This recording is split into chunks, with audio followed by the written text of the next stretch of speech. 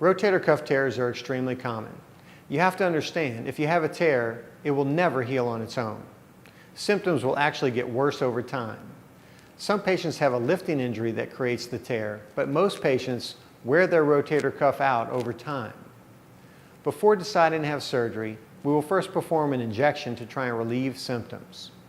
If the injection does not reduce your symptoms and your MRI confirms a tear, you will most likely require a repair. Almost all rotator cuff repairs are performed as an outpatient or a day surgery. There's no reason to spend the night in a hospital.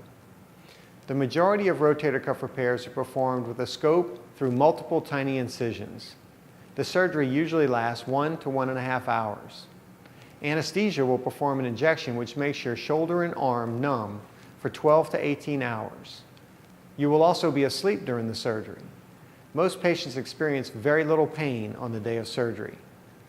Depending on the type of tear you have, some patients will start physical therapy immediately. Others will do very little in the first month.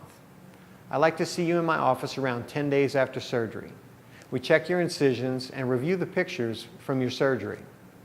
We will then see you again 1 month after surgery for another checkup. It's then that you're allowed to lift your arm against gravity only. Most patients will wear a sling for about 2 months, and we will usually let you start driving somewhere between 2 and 3 months. Patients continue to improve for 6 to 9 months after a rotator cuff repair. Most patients can resume sporting activities, although we discourage heavy weightlifting. Patients have significant increased motion and decreased pain with return of strength most of the time.